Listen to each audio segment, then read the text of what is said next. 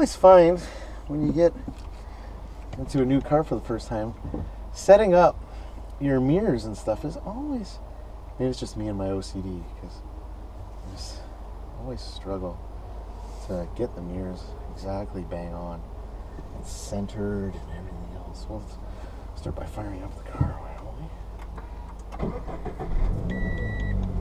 we? Sweet.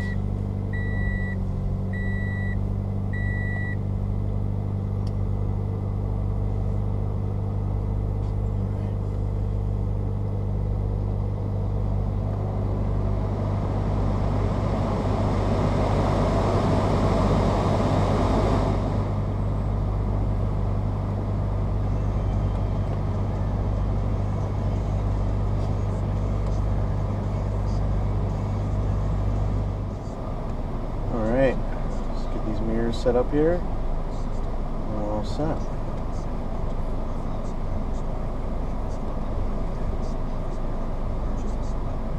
Okay.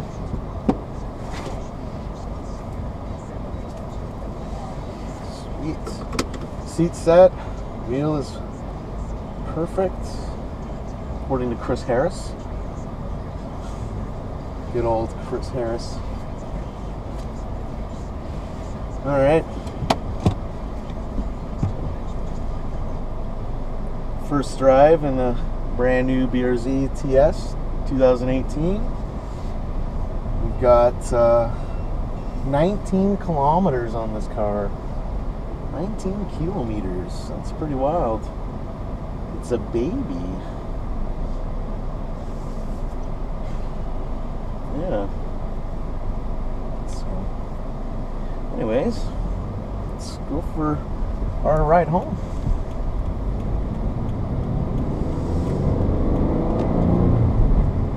So, having had two 2014 Scion FRSs, I'm very familiar with the 86 chassis platform. My first one was brand new, and I supercharged it immediately. Suspension, you name it. I did everything you can imagine of the vehicle. Absolutely loved the car, and was kind of put in a rock and a hard place. I had to get rid of it because of, life, mainly divorce. So anyway, after I was able in a position to get myself back into another vehicle, having had worked at Honda for a number of years, I lusted over S2000s.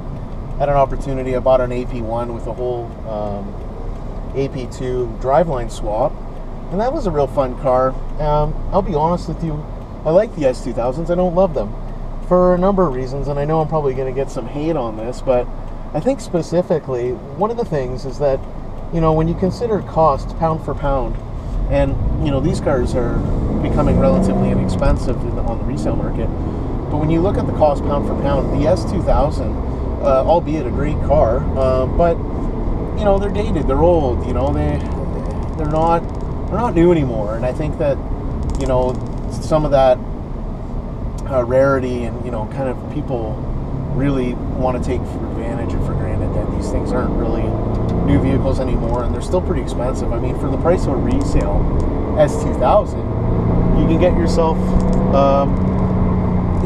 in some cases, you can get yourself a brand new base model 86 or BRZ.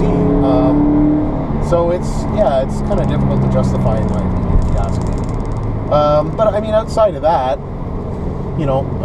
I got rid of the S2000. It was sideswiped. It wasn't repaired properly, and I just didn't love the car. I liked it. Again, I didn't love it, and I still missed. I felt like my FRS was just such a great car, so predictable, good platform to work on. So, a great platform to work on, especially great vehicle to take to the track.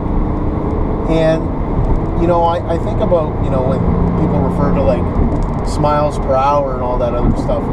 my FRS was very rewarding for that. Wow, we're here for the signal.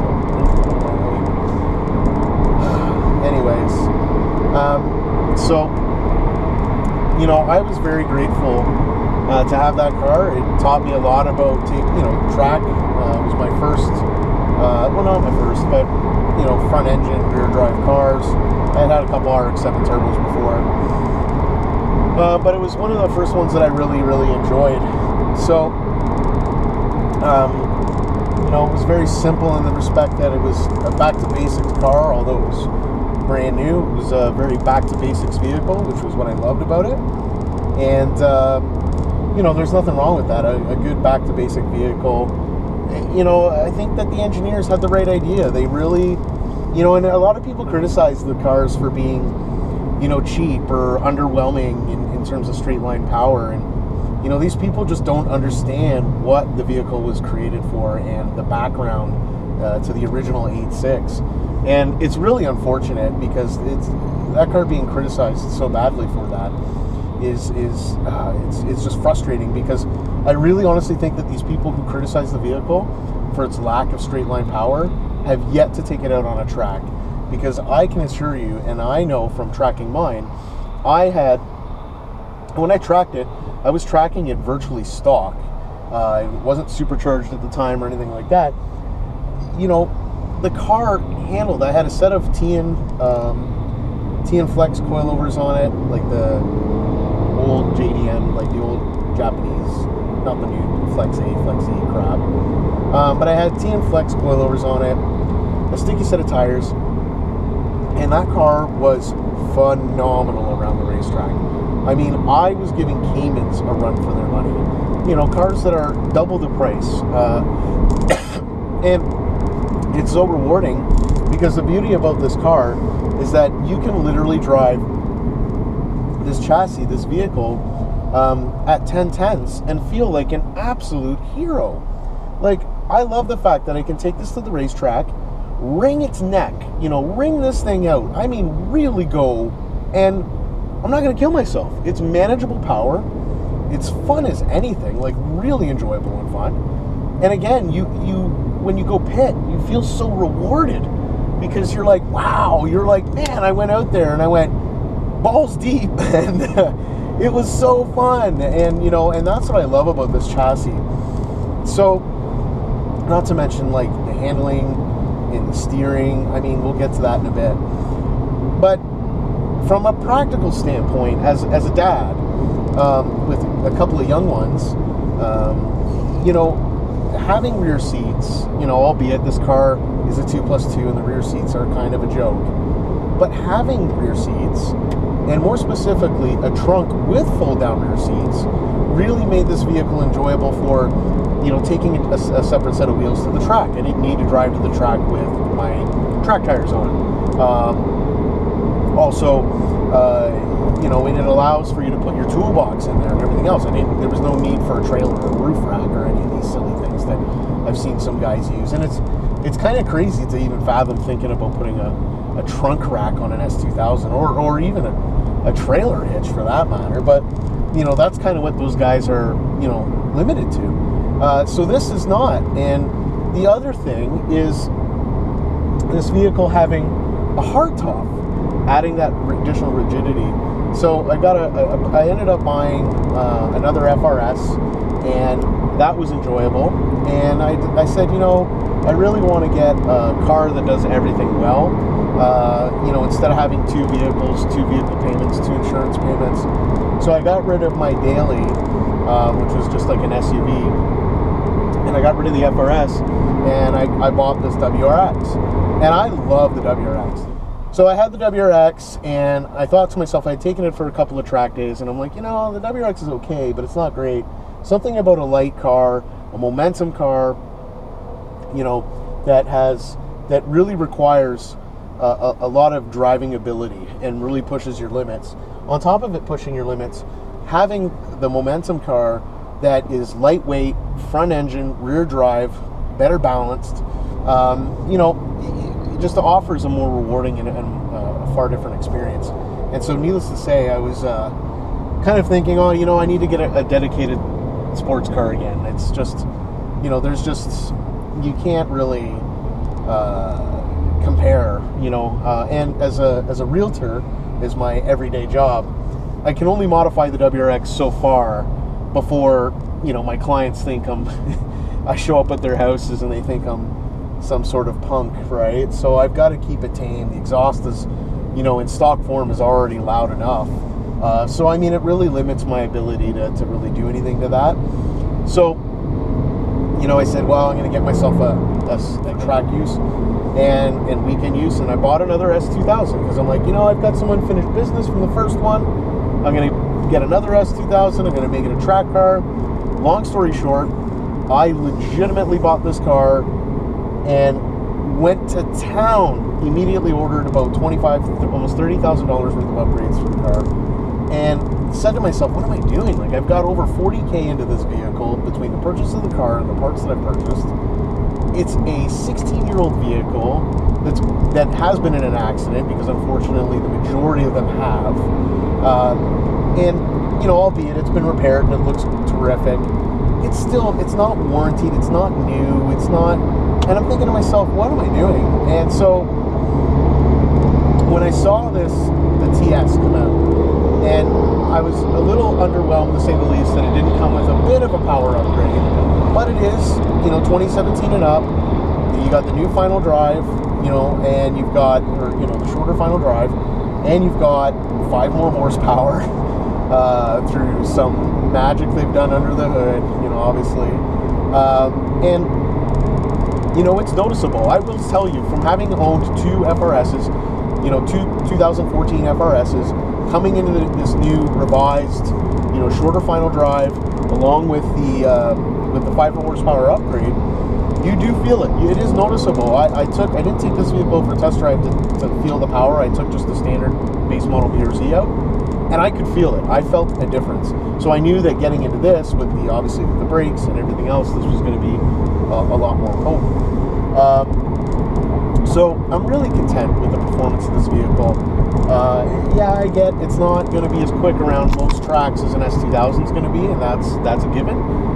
We know that. If you're a track guy, you know that an S2000 is quick around the track, and a lot of that has to do with the fact that it's got more power. Let's call it what it is. It does have more power than this car, and it's got that amazing F20 or F22 engine in it. And Honda is known for their engines. Like, no offense, Subaru, but this FA is not exactly on that level of performance. But they've done a pretty remarkable job. What I will give them is it's got a low center of gravity, and the car's balanced as a result of that. So, hey, if they've achieved anything, that's what they've done.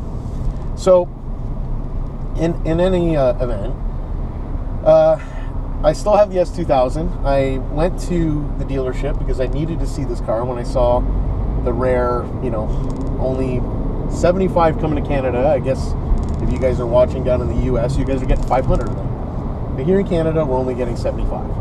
And I love the rarity. I love the idea of owning something that's rare, and it's in limited numbers. And there's obviously some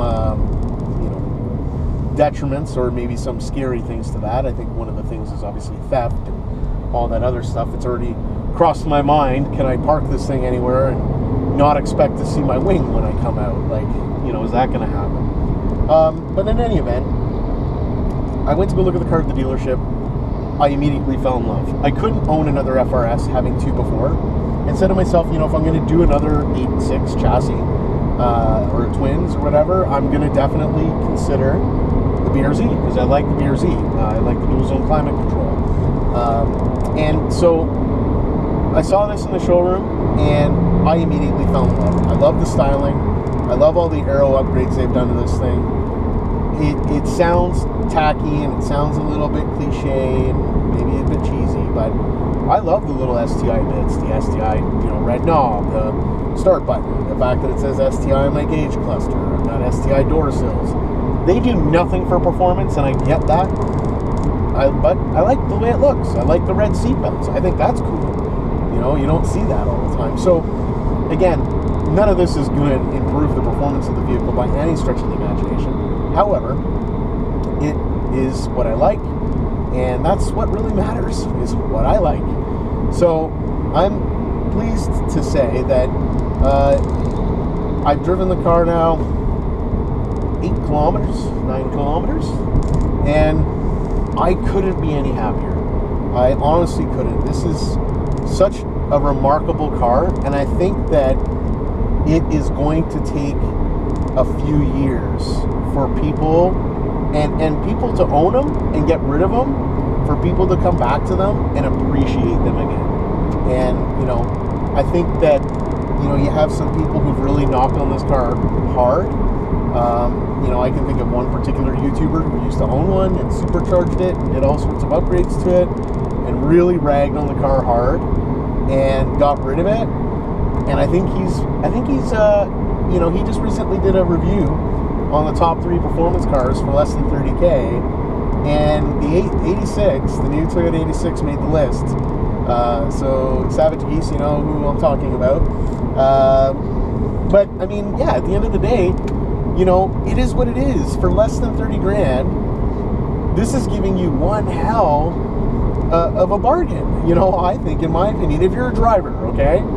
If you're looking for a family sedan, this is the last thing you should buy.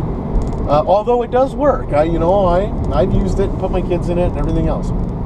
But if you're a driver and you're the kind of guy who enjoys going to the racetrack and who enjoys the spirited drive on the weekend and loves to have a weekend car that offers a bit of practicality in the form of a trunk and, you know, rear seats for midgets, this works. This offers and provides that.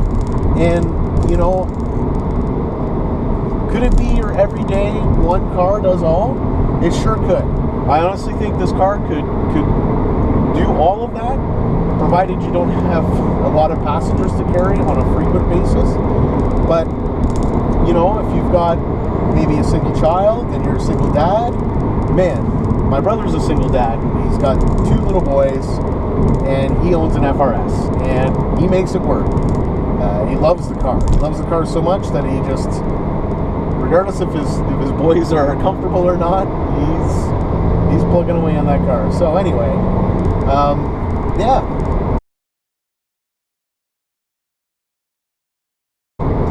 What do I think so far? What is my impression of the TS? Well, it's kind of hard to say, I'll be honest with you. One thing I do notice right away is it's very difficult to not notice the wing when you look in the rearview mirror. The other thing I notice right away is, as I said, you know, with all, obviously, the 2016 and up models, you do get that bump in power, and naturally you get a little bit of a, you know, increase in, you know, in the torque and kind of the acceleration with that shorter final drive. Yeah, it's, you know, the finish is nice.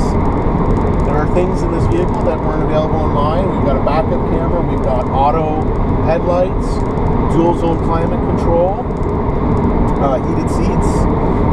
You know, I think that, you know, power windows, air conditioning, like, what more could you ask for in terms of amenities? The car's got everything, you know, keyless entry, it's got touch entry or whatever. I mean, I don't know. I personally don't know the finish of the interior. You know, we've got leather and Alcantara. The brakes are noticeably firmer. Not that the FRS or the BRZ ever suffered from poor brakes. I thought for the weight of the car and everything, they had, you know, quite appropriate brakes, to be honest. But these brakes are really noticeable. They do provide quite a bit of stopping powers. Huh, interesting. Cool.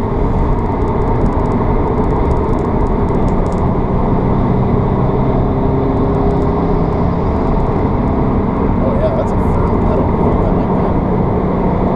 Alright, jot that on the list of things I really like. Brakes are awesome.